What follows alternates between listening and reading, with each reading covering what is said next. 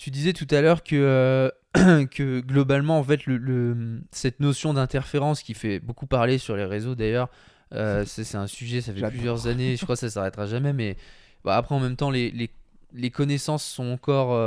Enfin, c'est un domaine de recherche qui est enfin, assez récent, mais qui se développe pas mal. Et de la même manière qu'avec l'hypertrophie, enfin, il y a plein de sujets comme ça qui mènent à débat, et ça fait beaucoup parler.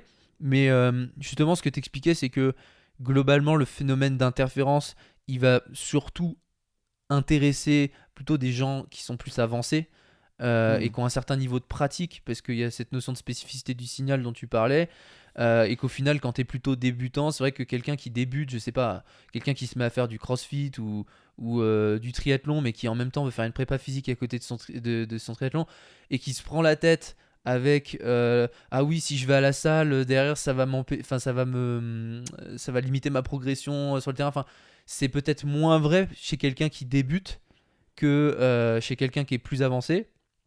Et justement, ça nous mène à parler des différents paramètres, notamment les 5 paramètres qui vont influer sur ces interférences et comment on peut les manipuler. Donc les paramètres, on a la fréquence, on va en parler, l'intensité, la modalité, il y a le temps qu'on laisse entre Enfin voilà, je te laisse Ouais. en parler un petit peu. Là, ça fait beaucoup, mais ouais, en fait, il y a cinq paramètres à prendre en compte pour gérer au mieux, en tout cas, ou limiter, on va dire, le risque d'interférence. Alors évidemment, ça va être dépendant du niveau. Au début, sur les niveaux très bas, t'as même pas besoin de te soucier de ça. Euh, mais plus tu avances, et plus, en gros, j'ai envie de dire, plus le volume de l'athlète augmente, plus tu vas avoir une nécessité d'optimiser, que ce soit sur la gestion des 5 paramètres dont on va parler, mais aussi sur les facteurs externes, notamment nutritionnels, etc. Mais ouais, globalement, faut pas trop se prendre non plus la tête, je pense, sur ça. Par exemple, moi, je considère que si et là ça va être assez réducteur, mais si tu t'entraînes pas 2 fois par jour, déjà, globalement, la gestion des interférences, ça a pas trop de sens.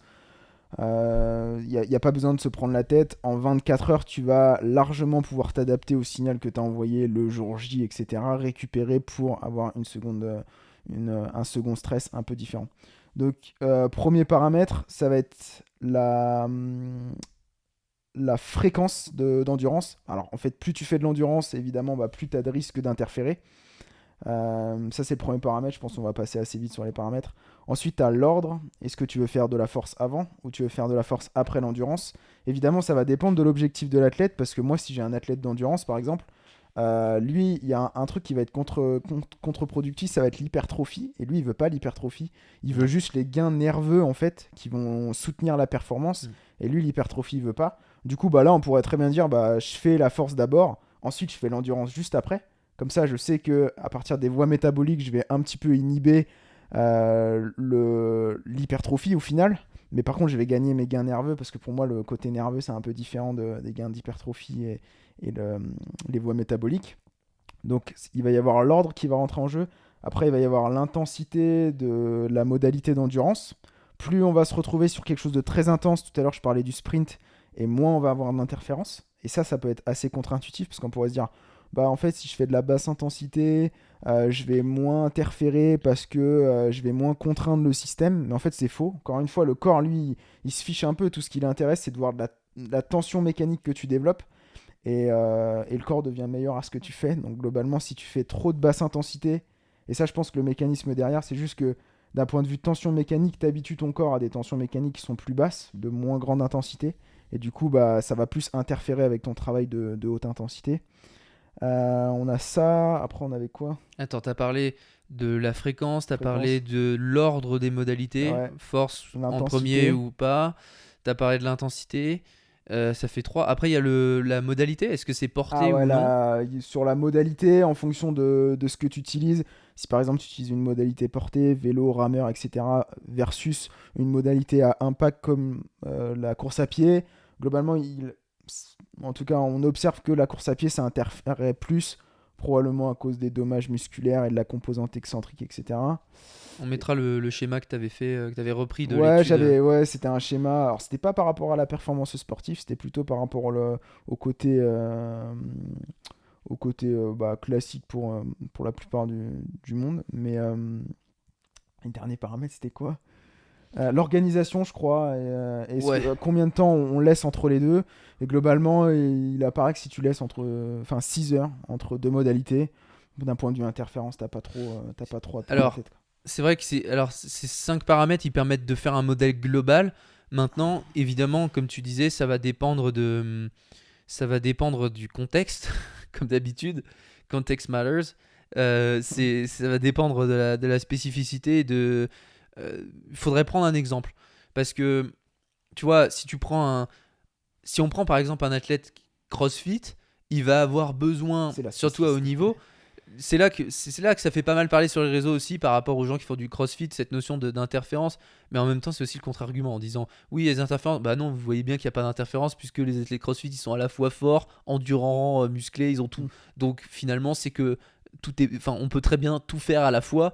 Sinon, tu pourrais pas être à la fois hyper musclé, hyper endurant alors qu'il y a des gens qui le sont. Donc voilà, mais on voit que euh, les besoins, par exemple, dans un sport comme le CrossFit, vont être différents évidemment des besoins qu'il va y avoir en triathlon, en trail, en natation, enfin, et même au sein même de ces sports-là en fonction de ce que Mm. tu fais.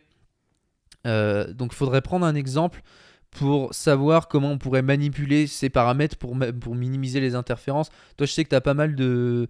Tu as des cyclistes, tu as plusieurs types de profils.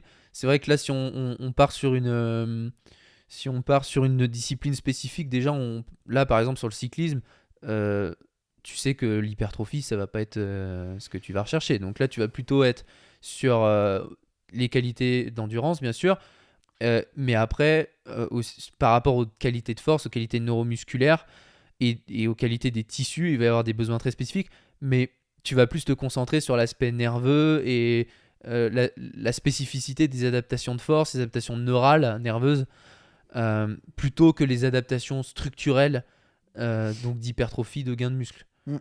Et donc du coup, comment toi tu verrais comment minimiser un peu l'interférence, disons, les interférences, disons, sur un cycliste à haut niveau, et on prendra l'exemple après, on parlera de Martin, je pense que Martin, il écoutera le podcast. Euh, Tu peux peut-être prendre l'exemple d'un cycliste comme ça qui s'entraîne 2 fois par jour à haut niveau. Ouais. Bah, en fait, déjà, si tu t'intéresses à un athlète qui a un gros volume et qui est plutôt haut niveau, il va tellement pratiquer d'endurance. Hmm. Il va avoir un volume tellement élevé que là, pour le coup, la spécificité du signal, ce sera tellement envoyé sur l'adaptation en endurance. J'ai envie de dire, les gains d'hypertrophie, des fois, ça fait peur, hein, des athlètes, ouais. Si je fais de la force, je vais gagner en masse musculaire. Alors, c'est pas aussi simple que ça. Ça demande quand même pas mal d'investissement.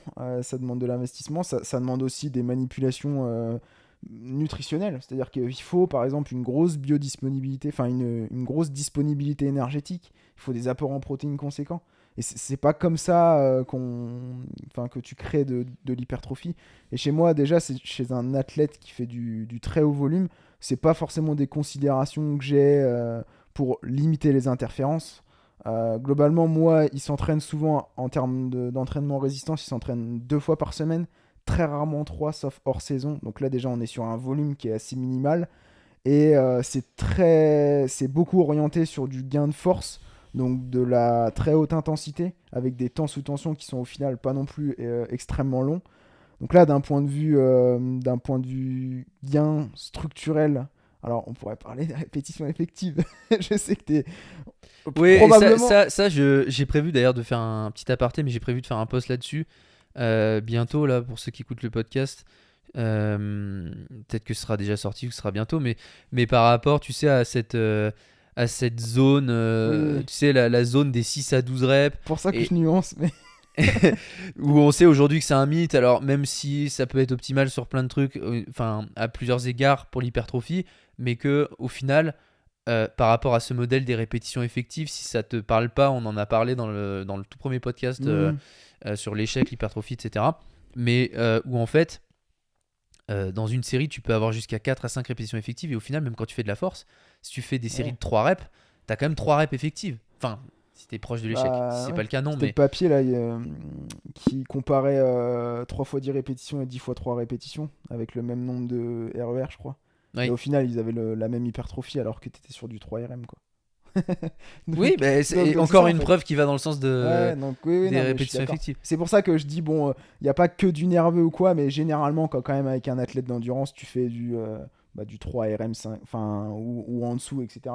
On va quand même être sur du gain extrêmement nerveux, donc de développement de la force, de développement du taux de développement de la force, des qualités peut-être d'explosivité, de puissance, etc. Et moi, ça, c'est des qualités nerveuses qui sont importantes pour soutenir la performance en endurance.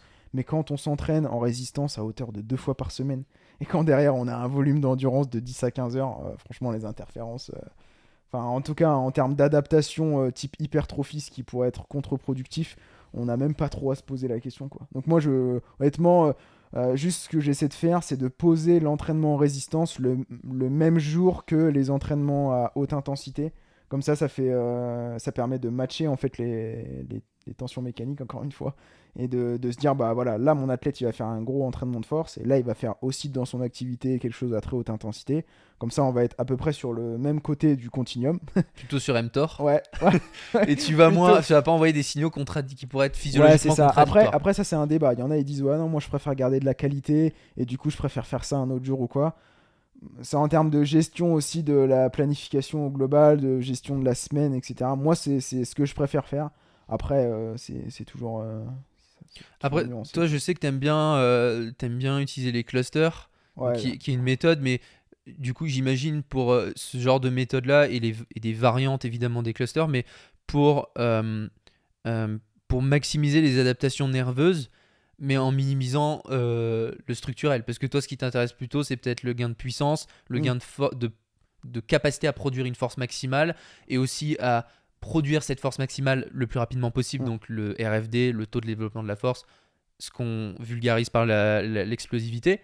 Donc ces qualités-là d'explosivité, de puissance, de force, c'est vraiment ce qui t'intéresse le plus et peut-être moins l'hypertrophie. Après, moi, ce que je trouve intéressant, c'est que, en fait, quand on parle des interférences physiologiques, il y a mTOR et AMPK, mais en fait, mTOR, c'est lié à l'hypertrophie.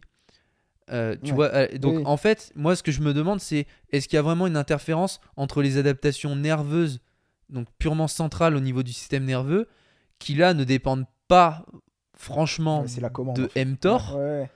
qui mTOR est la protéine qui déclenche la biogénèse des ribosomes et la traduction de nouvelles protéines, etc. Donc pour faire de la synthèse de nouvelles protéines, pour faire de l'hypertrophie à un niveau purement périphérique, donc au niveau du muscle, ça c'est mTOR, mais les adaptations nerveuses, donc de force, qui sont liées à la coordination Mm. intermusculaire, spatiale, temporelle, tout ça, la fréquence de décharge des unités motrices, tout ça, qui sont des adaptations qui sont spécifiques au mouvement que tu pratiques, ça interfère moins, probablement, non?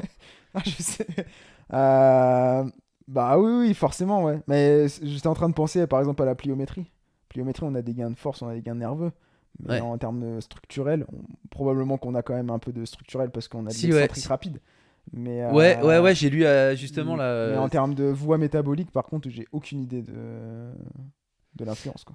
Mais en fait, là où tu vois, là, pareil, en fait, on a tendance à catégoriser, et ça, je trouve ça intéressant d'en parler, même si c'était absolument pas prévu, mais euh, c'est qu'en fait, on a tendance à mettre des modalités d'entraînement ou des types d'exercices, etc. On met ça dans des cases et on se dit, tiens, bah ça, la pliométrie, c'est Mm. pour ça. La force, c'est pour ça. Tac, la zone 2, c'est pour ça. Enfin, Ouais. je caricature, mais c'est un peu ça au final.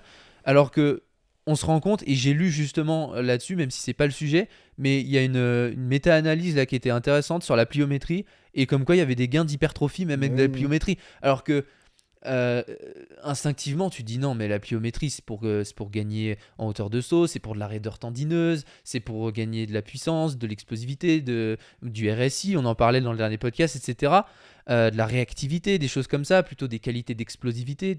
Bref, alors qu'en fait, même avec de la pliométrie, avec des sauts, tu peux faire de l'hypertrophie, Mm. tu peux faire des qualités de force. Et ça va dans le sens de ce qu'on disait, comme quoi le corps il s'en fout un peu de. Ce qu'il voit, c'est la tension mécanique, vraiment les modalités de force que tu lui envoies. La Ouais. force, c'est le langage des cellules. Et ce qui est marrant, c'est qu'il y a de la caricature, parce que dans le monde de l'endurance, généralement, les athlètes font de la plio Hmm. parce que ils veulent justement rechercher un gain de puissance et d'explosivité sans gain structurel. Et c'est connu aussi pour ça, hein. Enfin, classiquement, les gens utilisent la pliométrie parce que tu développes pas autant, probablement, l'hypertrophie. Après, oui, c'est probablement que tu peux, si tu surcharges progressivement la plio, etc., puis avec les contraintes d'excentrique rapide, etc., je pense que tu peux aussi bien, peut-être pas aussi bien, mais développer l'hypertrophie. Ouais. Ouais, voilà. En fait, au final, cette notion d'interférence, elle est assez. Elle est pas désuète parce qu'elle a un sens, mais elle est vraiment très spécifique à est-ce que je veux à la fois développer des qualités d'endurance qui vont stimuler MPK et en même temps Mm. mTOR et du coup stimuler les deux qui s'inhibent Ouais. mutuellement. Enfin bref. Euh, J'ai un dernier exemple. Vas-y, vas-y. J'ai un dernier exemple, mais c'est si on regarde un peu les activités, par exemple, si on regarde soit l'aviron ou le ski de fond ou le biathlon, le ski de fond, c'est c'est des athlètes qui répertorient les plus grosses VO2 max, donc les plus grosses capacités pulmonaires, cardio-respiratoires. Donc globalement, en termes d'endurance, entre guillemets, c'est un peu la référence. En plus, ils sont en corps entier, donc c'est vraiment quelque chose qui sollicite un max le système Ils ont quoi? cardio-respiratoire. Ils ont 70, Ah, il 75 j'ai millilitres eu des minute kilo. VO2 plus au-delà de 90, Ah 95. oui, oui, j'avais plus les Enfin, données, ils ont mais vraiment des c'est gros énorme. moteurs, c'est ce qu'il faut se dire. Mais par contre, si tu leur testes, par exemple, leur qualité neuromusculaire au niveau de leur puissance, surtout au niveau du membre supérieur, on a aussi des athlètes qui sont super puissants et super forts. Et quand tu regardes aussi le physique des biathlètes ou ceux qui font de l'aviron, on est quand même sur du bonhomme assez costaud. On n'est pas sur du marathonien avec des silhouettes hyper fines. On est quand même sur des gars qui ont, ou des filles qui ont quand même des physiques assez conséquents. Et donc là, tu es en train de. Enfin, moi, quand je vois ça, je me dis, ah ouais, ils ont aussi optimisé un petit peu le côté hypertrophie parce que potentiellement, ça les aide dans leur performance, mais ils ont aussi répertorié les plus grosses VO2 max. Donc c'est que globalement, à un moment donné, la notion d'interférence, tu vois, ouais, Et puis quelque part, si on voulait réconcilier l'hypertrophie avec l'endurance, déjà, il y a une chose qui est certaine, c'est que si on veut être endurant, il faut hypertrophier un muscle qui est le cœur. ouais, et les poumons, ouais. Donc, Ouais, oui, bah oui, les donc muscles le expiratoires, myocarde, quoi, respiratoires. le cœur, enfin ça, on en parle peut-être pas assez, parce que c'est vrai quand on parle d'hypertrophie, on parle des muscles superficiels, quoi. Enfin, Ventricule gauche. voilà, alors que là, il y a cette notion d'hypertrophie excentrique du myocarde, Et du ventricule gauche, ouais. parce que au final, tu prends Martin Fourcade, tu prends les meilleurs biathlètes, même si j'ai pas une très grande culture de ces sports-là par rapport à toi, mais ces gens-là ont une fréquence cardiaque de repos qui est hyper basse parce qu'ils ont un cœur qui est très hypertrophique, qui est très gros, qui envoie beaucoup de sang. Ouais, Donc forcément, il n'y a exactement. pas besoin de pomper à une grande fréquence pour envoyer beaucoup de sang justement dans le système sanguin et du coup jusqu'à la périphérie pour utiliser cet oxygène au niveau des muscles. Donc ouais, l'hypertrophie déjà elle est essentielle et ça me fait revenir sur cette notion d'entraînement spécifique des tissus où au final, quelque part, on peut voir l'entraînement Mm. d'endurance comme un entraînement des tissus, mais soit à un niveau central d'un point de vue cardiaque, donc au niveau Ouais. de l'hypertrophie du cœur. Donc on peut, et ça je pense c'est plutôt il y a des modalités spécifiques, tu pourrais peut-être en parler, bon, on verra ça plus tard, peut-être dans un Ouais. autre podcast, il y a tellement, ça peut partir tellement loin, où en fait il y a des modalités d'endurance spécifiques qui vont peut-être aller hypertrophier le cœur spécifiquement, ou à l'inverse, Ouais. toucher plutôt des adaptations mitochondriales ou spécifiques à la périphérie dans le muscle au niveau de l'utilisation de l'oxygène, etc. Donc tu vois, même au sein du travail d'endurance, on peut avoir cette notion d'entraînement spécifique des tissus. Depuis tout à l'heure, on parle de ces interférences. On parle d'entraînement de force, on parle d'hypertrophie, d'endurance. Mais par contre, on n'a peut-être pas parlé suffisamment de l'entraînement des tissus qui est en parallèle. Parce qu'effectivement, dans l'entraînement des tissus, il y a l'hypertrophie, le fait de gagner de la masse musculaire. Mais il y a l'entraînement de la force, donc du point de vue capacité du système nerveux. Il y a aussi, après, il y a d'autres tissus. Il y a les tissus conjonctifs et il y a les articulations. Et ça, c'est quelque chose qui souvent, on n'en parle pas, parce que forcément, quand tu parles d'interférence, tu vas parler de mTOR, MPK, on parle d'hypertrophie, on parle de ces choses-là au global. En fait, on a Caricature. cette vision d'entraînement externe, ce que j'expliquais au début du podcast, mais on n'a pas euh, cette vision interne en fait, où on va vraiment spécifier sur les tissus. Et quand tu fais, si on reste sur l'exemple du cyclisme, et puis après on va prendre l'exemple, je prends l'exemple de Martin, parce que ce qui est intéressant avec Martin, c'est que c'est un athlète qu'on a en commun.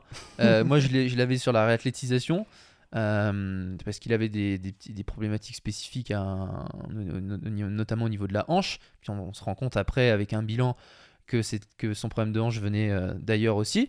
Et puis Rémi, lui, il l'a carrément sur le vélo, c'est toi qui l'entraîne. Qui a un gros volume d'ailleurs en cyclisme, quasiment au niveau professionnel. Et donc ça, c'est un exemple qui va être intéressant. Donc il y a, oui, l'entraînement d'hypertrophie, l'entraînement de force, mais il faut mêler non seulement ça, donc oui, l'entraînement de force, hypertrophie peut-être, avec le sport de l'athlète. Donc là, si on va aller sur l'exemple du cyclisme, mais ça pourrait être n'importe quoi d'autre, un autre sport d'endurance. Et après, il y a aussi l'entraînement des tissus, parce que j'ai l'impression qu'on a tendance à catégoriser hypertrophie, force, mobilité, entre guillemets, et endurance. Et en fait, tu te retrouves avec tout ça, tu te dis, mais comment j'organise tout ce bordel ? Et là, et comment on va organiser tout ça ? Forcément, ça peut faire beaucoup de choses quand on étudie les choses au global, mais en fait, après, là où ça va être important, ça va être tout le travail, et là on détaillera pas, mais tout le travail d'analyse de l'activité et des besoins de l'activité, mais aussi les besoins de l'athlète en lui-même, d'un point de vue des tissus et d'un point de vue endurance. Et c'est ça, après, c'est l'évaluation qui va orienter derrière comment on planifie et sur quoi on travaille.